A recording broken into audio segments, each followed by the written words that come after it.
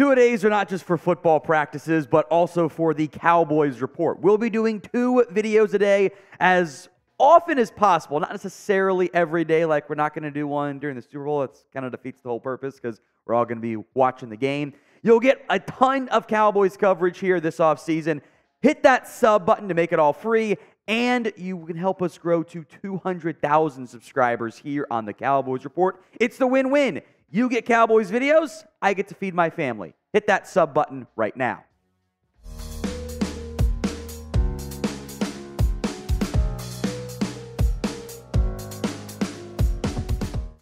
Let's check in on the latest involving the defensive coordinator search for the Dallas Cowboys. Mike Zimmer's interview is set to go down today.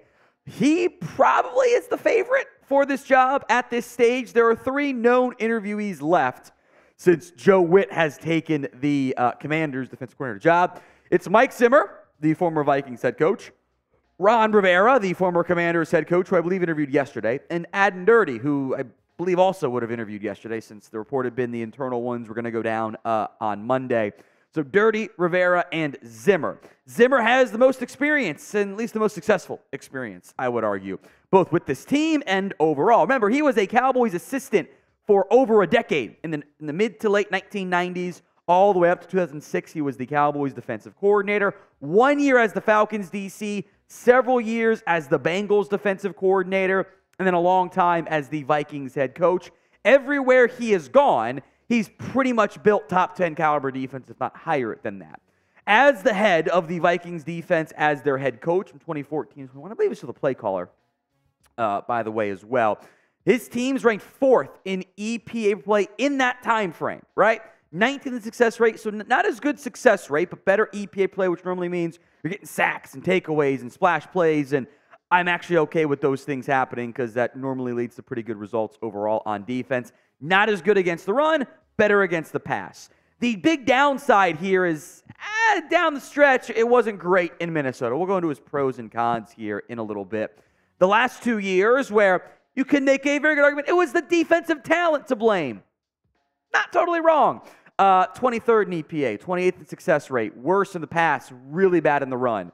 In theory, with this level of Cowboys defensive talent, you're getting better results than what you were getting at the start of his career, or than the end of his career, getting more of the early career Zimmer, and outside of a couple of years, pretty consistent top 10 guy.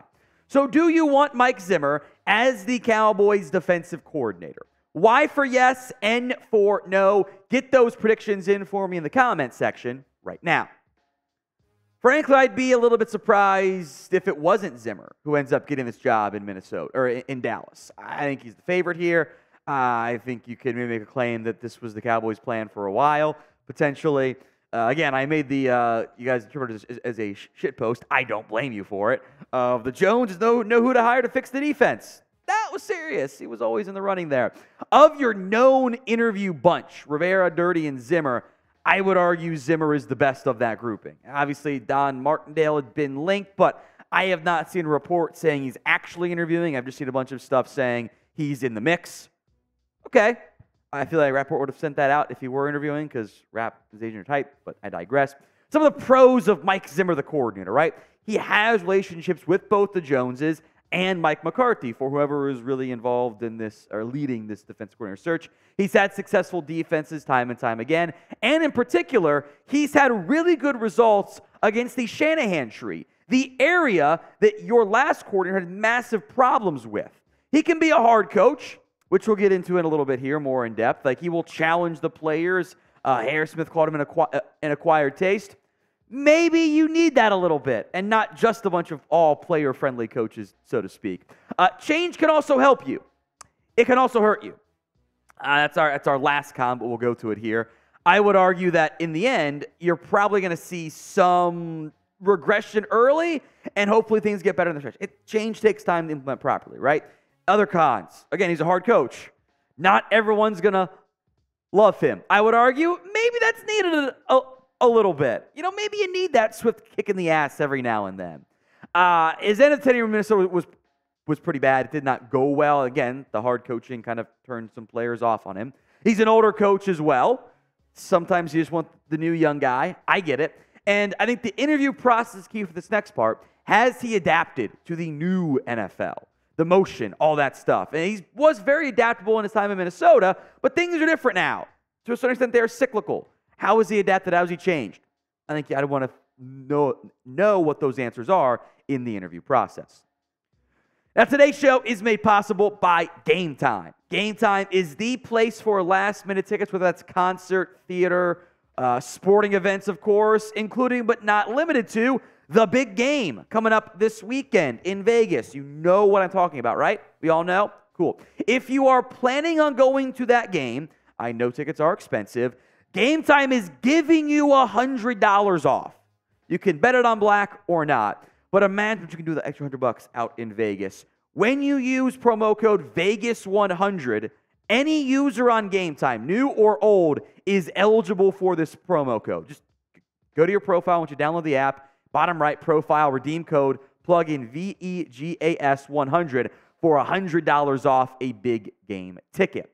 Now, if you're not going, that's fine too. You can still get $20 off your first purchase with promo code Cowboys Chat. That could be to a Stars game, that could be to a Mavs game, it could be to a concert in Dallas, or wherever you guys live. That is available for new users. Promo code COWBOYSCHAT. Again, create your account at GameTime.co and use the Cowboys Chat promo code for $20 off your first purchase. The link to GameTime.co and both promo codes will be in the comment section and the description of today's show. We appreciate Game Time sponsoring us here at the Cowboys Report. The second story on today's show is the idea of signing Tyron Smith. Now, re-signing, I should say. The 33-year-old is set to hit free agency for the first time ever this offseason. And you don't have an obvious option for your second left side starter, Tyler Smith, of course, is one of them, to replace Tyron. This past year, despite missing time again with injuries, Tyron Smith was really freaking good. All these years later, Tyron continues to perform at a very high level when he is healthy. It's the when part that kind of is more of an if part. Some contract projections here from both Spotrac and PFF. Spotrac said 1 year, $7.5 million. PFF said 1 year, $10 million. For even to get, let's say, 13 games of Tyron Smith, it's really good play in those games. That's worth every penny. You just have to have a viable backup plan, you know, and maybe you make it more incentive-based. So would you re-sign Tyron Smith? 1 for yes, at least 1 more year. 0 for no, or maybe you think he retires. Maybe that's an option for you. 1 for yes, 0 for no. I would like a 1-year incentive-based contract. I just think that makes sense for all parties involved. I don't really think Tyron Smith wants to play anywhere else. And you have to make it somewhat financially viable for him to keep playing, keep beating up his body as he has kids and everything. That's going to impact him when he's 40 and 50 and 60. And you also have to know this part too. Tyron Smith will miss time, and the contract must reflect that. You cannot assume you're going to get 16 games of Tyron Smith. That's not who he is anymore. He has missed at least 3 games minimum every year for the past 8 years. He missed 4 this season, and maybe he would have argued he only would have had to miss 2. I think he thought he could have played, but Cowboys played it cautiously. Missed out on some incentives, by the way, as a result. 13 games in 2022 he missed, did barely played. 6 in 2021, 14 in 2020. 3 games apiece from 2019 to 2016. So you have to assume, hey, when he's out there for the 13 whatever games, 12 games, whatever, he's going to be really good. But you also have to have a better viable backup plan that isn't, Chuma Edoga. That's not going to work. You have to have a starting caliber or future starting caliber viable backup plan for Tyron Smith.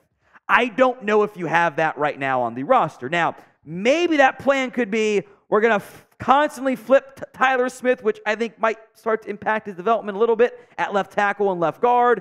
And one of Brock Hoffman, Awesome Richards, TJ Bass can survive. And I think you could maybe talk me into Tyler Smith and Bass being your options there. I also don't know if I really want to keep shuffling Tyler Smith if I can avoid it potentially. So what I would do is I would re-sign Tyron Smith. 1 year, maybe it's $6 million base and up to 10 or 12 or whatever, and instead of some playing time, you'll happily pay it if he does play all those games.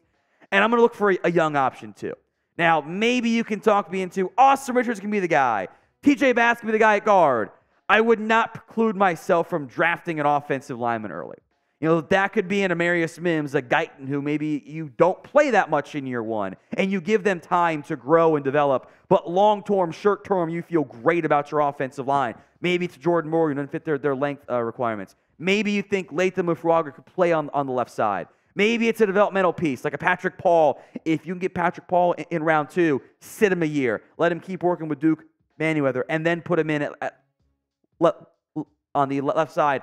That could work well. Maybe it's an interior lineman. Maybe you just add Jackson Powers Johnson and you say, we're going to roll with this. He's our new center. Hoffman, Richards, and Bass can fill in as needed on the left side of the line. That could work. Maybe it's a Troy Fontenot. Maybe you go left guard in round 1 and say, Tyler Smith, you're playing left tackle moving forward. Those are all options. What I don't want to do is enter this upcoming season with Tyler Smith, Tyron Smith, and who knows as your swing tackle, some random vet who's not very good. I don't want to play that game again.